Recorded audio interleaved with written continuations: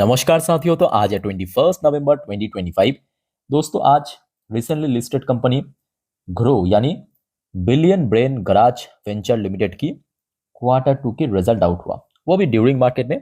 और बाजार की स्थिति काफी खराब रहने के बावजूद भी शेयर क्लोजिंग दिया 156 रुपए 94 पैसे पे, लगभग 0.15% गेनिंग के साथ। तो एक्चुअली फर्स्ट हब में जितना गेन किया था शेयर ऑलमोस्ट 168 के आसपास पहुंच गया था। सेकेंड हाफ होते होते बाजार की सेंटिमेंट एक्चुअली और ज्यादा खराब हुआ और शेयर भी अल्टीमेटली नीचे डिक्लाइन, बट शुक्र है कि पॉजिटिव में क्लोजिंग दिया। अच्छा, अब सबसे पहली बात कि सर रिजल्ट कैसा हुआ, आइए देख लेते हैं। ये मैं आपके सामने ओपन किया हूं लास्ट ईयर मतलब सितंबर 2024 की नंबर, लास्ट क्वार्टर मतलब जून 2025 की नंबर, और एकदम राइट साइड में आपको दिख जाएगा सितंबर 2025 मतलब इस साल इस क्वार्टर की नंबर। तो आइए सिंपल कंपेयर करते हैं अलग अलग सेगमेंट वाइज। देखिए सबसे पहले आ जाता है कंपनी की टोटल इनकम। टोटल इनकम पिछले साल मतलब सितंबर 2024 में था 1125 करोड़ रुपए। ध्यान से नोट करना, इस बार इनकम में एक्चुअली ईयरली बेसिस पे थोड़ा सा डिक्लाइन हमें देखने को मिला, 1019 करोड़। तो मतलब ईयर ऑन ईयर बेसिस पे जहां पे डिक्लाइन हुआ, बट दूसरी तरफ क्वार्टर ऑन क्वार्टर बेसिस पे स्लाइटली इंक्रीज भी हुआ। ये देखिए 904 करोड़ से बढ़ के 1019 करोड़ रुपए पे पहुंच चुका है। तो मतलब ईयरली बेसिस पे थोड़ा सा डिक्लाइन मतलब खराब इनकम, और क्वार्टरली बेसिस पे थोड़ा सा बेटर हुआ। आज उसके साथ साथ जो सबसे नोटिसेबल पॉइंट है कि कंपनी अपने एक्सपेंस मतलब खर्चा जो है ना बहुत अच्छे से मैनेज किया। ये देखिए कंपनी की, हो सकता है कि इनकम में थोड़ा बहुत डिक्रीज हुआ है, बट कंपनी की एक्सपेंस यानी खर्चा बहुत कम हो चुका है, बहुत गिर चुका है। अब देखिए इनकम थोड़ा गिरा, खर्चा बहुत ज्यादा गिरा, 577 करोड़ से कम होके 415 करोड़। इवन अगर आप देखेंगे क्वार्टरली बेसिस पे, क्योंकि क्वार्टरली बेसिस पे क्या हुआ था, इनकम इंक्रीज हुआ था बट खर्चा कम हो गया, 422 करोड़ से ड्रॉप होके 415 करोड़, कुछ परसेंट तो गिरा ना। अब जिसका ही बेनिफिट एक्चुअली मिल गया ऑपरेटिंग प्रॉफिट में। ऑपरेटिंग प्रॉफिट कितना हुआ, 603 करोड़। पिछले साल कितना था, 550 करोड़। पिछले क्वार्टर कितना था, 483 करोड़। ये क्यों इतना बढ़ गया, बिकॉज कंपनी की जो ऑपरेशनल प्रॉफिट मार्जिन वो काफी ब्रॉड हो चुका है, 49% से 59%, और 53% से 59% क्वार्टरली। तो क्यों हुआ, कंपनी अपने जो खर्चा है एक्सपेंस उसको बहुत अच्छे से इस बार मैनेज किया। तो जिस वजह से कंपनी की जो इनकम में स्लाइटली डिक्लाइन हुआ था ईयरली, वो मैनेज हो गया। जिस वजह से आपको मैं बार बार कहता हूं कि देखिए कोई भी कंपनी के लिए इनकम तो सबसे पहला प्रायोरिटी होना चाहिए, वो तो चलो ठीक है ग्रोथ होना चाहिए, बट एक्सपेंसेस जो है ना वो नेक्स्ट प्रायोरिटी। एक्सपेंस अगर कंट्रोल कर लिया तो अल्टीमेटली दिख जाएगा, मतलब आपकी जेब में कुछ आएगा। अच्छा, ऊपर से कंपनी इस बार अदर्स इनकम के थ्रू भी एक अच्छा इनकम जनरेट किया 52 करोड़ के आसपास, जो कि पिछले साल या पिछले क्वार्टर के हिसाब से थोड़ा सा इंक्रीज हुआ। अब क्या हुआ कि कंपनी की प्रॉफिट बिफोर टैक्स यानी टैक्स भरने से पहले जो फिगर आया है प्रॉफिट की 638 करोड़ रुपए, पिछले साल था 570 करोड़ रुपए। भले इनकम में गिरावट हुआ, एक्सपेंस कंट्रोल करने के कारण प्रॉफिट बढ़ गया, 503 करोड़ से बढ़ के 638 करोड़ रुपए। तो मतलब क्वार्टरली बेसिस पे भी इंक्रीज हुआ, ईयरली बेसिस पे भी इंक्रीज हुआ। उसके बाद देखिए सरकार को टैक्स दिया 26%, और अल्टीमेटली नेट प्रॉफिट आया है कंपनी की 471 करोड़ रुपए। पिछले साल था 420 करोड़ रुपए, पिछले क्वार्टर था 378 करोड़ रुपए। तो मतलब ईयरली बेसिस पर भी ग्रो किया, क्वार्टरली बेसिस पर भी इवन ग्रो किया। अच्छा, साथ ही साथ दोस्तों एक और पॉइंट आप जरा नोट करना जो आपको थोड़ा सा आई थिंक कि गड़बड़ लग सकता है, कि कंपनी की जो ईपीएस है अर्निंग पर शेयर, यहाँ पे आप देखेंगे 0.79। पिछले साल तो था 13.51, बहुत ज्यादा था। पिछले क्वार्टर में भी इवन था 1.81। तो ये देखने के बाद आपको ज्यादा टेंशन करने की जरूरत नहीं है, क्योंकि ये भी तो आप देखिए पिछले साल जो है ना ये एक अनलिस्टेड कंपनी हुआ करता था, या पिछले क्वार्टर तो भी एक अनलिस्टेड कंपनी था। अब लिस्ट हुआ है तो थोड़ा बहुत यहाँ पे इधर उधर हुआ है, तो वो बहुत जल्दी एडजस्ट हो जाएगा, डोंट वरी, ठीक है। सो एकदम कामली रहिए। बट ओवरऑल बात करें, मैं कहूंगा इस बार कंपनी की परफॉर्मेंस मेरे पॉइंट ऑफ व्यू से फेयर कह सकते हो। अब इसको बहुत अच्छे इसलिए नहीं कह सकता because company ultimately yearly basis पे इनकम थोड़ा सा गिराया है, ड्रॉप किया है। सो दोस्तों आपको क्या लगता है कि मतलब अगले हफ्ते जब बाजार ओपन होगा, देखिए आज ड्यूरिंग मार्केट में जो रिएक्शन देखने को मिला, मैं कहूंगा वो एक्चुअल रिएक्शन नहीं है, वो इंस्टेंट रिएक्शन है। एक्चुअल रिएक्शन जब ब्रोकरेज फर्म द्वारा इसको कवरेज देगा, मतलब रेटिंग देगा, टारगेट देगा, तभी आपको देखने को मिलेगा एक्चुअल रिएक्शन, जो कि आपको अगले हफ्ते सोमवार बाजार ओपन होने के बाद ही देखने को मिलेगा। सो इस बारे में आप लोगों का क्या विचार है कमेंट करके बताइए। चलिए इस कंपनी के बारे में दोस्तों जितना हो सके डिटेल अवेलेबल है मार्केट में, मैं आपको सब पाई टू पाई समझाता हूँ। बट उसके पहले साथियों आप सभी को रिक्वेस्ट करूंगा, अगर आप इस चैनल पे नए हो या चैनल को अभी तक सब्सक्राइब नहीं किया तो प्लीज़ फटाफट कर लीजिए ऐसे इन्फॉर्मेटिव वीडियो हर रोज हर वक्त पाने के लिए।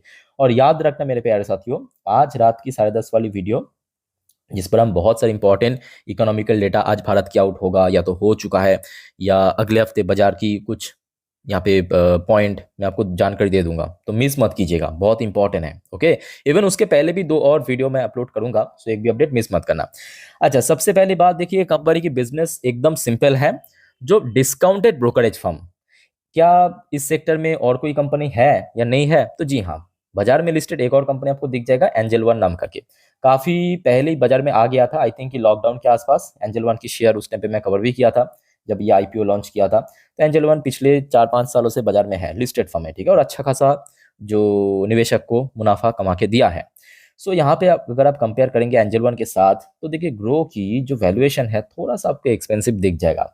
जैसे कि आप पी रेशो की बात करें 52 के आसपास, या दूसरे सेम सेक्टर की अगर हम बात करें, बाकी जितने भी ब्रोकरेज फर्म आपको दिखेगा, चाहे मोतीलाल ओसवाल फाइनेंशियल सर्विस की बात करें, इसकी देखिए 28, आप नुभावा वेल्थ की बात करें 25, एंजल की बात करें 31 to 32 के आसपास, आईएफएल कैपिटल की बात करें 16 के आसपास। तो मोस्टली आपको वही 25 to 30 की रेंज पे दिख जाएगा।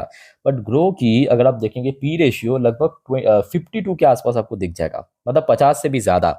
सो एक्सपेंसिव मैं कहूँगा थोड़ा है, बट कंपनी प्रॉफिटेबल होने के साथ साथ एक हाई ग्रोथ कंपनी भी है।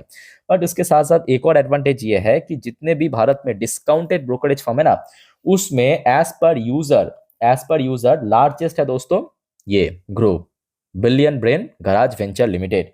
सो वैल्यूएशन वाइज एक्सपेंसिव है, बट कंपनी की बिजनेस काफी अच्छा है, अच्छे से ग्रो कर रहा है, मतलब जैसा काम वैसा नाम।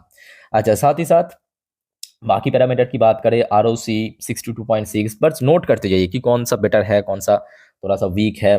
बाकी बात करें R O E, return on equity भी ठीक ठाक है, फेस वैल्यू 2 रुपये फेस वैल्यू वाला शेयर। और रिसेंटली हमने देखा एक्चुअली बाजार में लिस्ट होने के बाद क्या हुआ था कि शेयर को भगाया गया था। और आई थिंक कि मैं आपको पिछले 2-3 बार भी बार बार अलर्ट कर चुका हूँ कि देखिए कभी भी भागता हुआ ट्रेन पे मत चढ़ना, एक्सीडेंट होने का बहुत बड़ा चांस है। और शेयर जैसे जैसे देखिए यहाँ पे पहुंच गया था लगभग अपना लाइफ टाइम हाई 190 के ऊपर, उसके बाद देखिए गिरते गिरते आज 150 के रेंज में पहुंच चुका है। ठीक है, तो पहले मैं कहूँगा शेयर को स्टेबल होने दीजिए, उसके बाद खरीदारी ना खरीदारी वो बात की बात है, बट शेयर को पहले स्टेबल होने दीजिए, ठीक है। अच्छा, कुछ और की फैक्टर्स भी आप देख लीजिए कि कंपनी की पिछले कुछ सालों की परफॉर्मेंस कैसा था, सेल्स ग्रोथ, प्रॉफिट ग्रोथ। तो ये है आपके डेटा, 5 साल का तो नहीं है, 3 साल की अवेलेबल है, वो भी आप देख लीजिए। पिछले 3 साल में कंपनी ट्रिपल डिजिट में अपने सेल्स ग्रोथ रखा, same to same profit growth भी ट्रिपल डिजिट में रखा। अगर हम बात करें पिछले 365 दिन या मतलब 1 साल की, 45% की ग्रोथ रखा है, और प्रॉफिट ग्रोथ भी काफी बढ़िया 138% के आसपास। तो ओवरऑल बात करें कंपनी की, एक्चुअली तो बिजनेस ग्रोथ काफी बढ़िया है। बट एक दिक्कत है, एक दिक्कत क्या है कि कंपनी की जो शेयर होल्डिंग पैटर्न आप देखेंगे, इसमें मेजॉरिटी आपको एफआईएस दिख जाएगा। अब एफआईएस की क्या भले बात ही आपको पता है कि आज यहाँ तो कल वहां तो परसों कोई और, है ना। सो प्रोमोटर की स्टेक एक्चुअली उतना ज्यादा नहीं है, 27.81।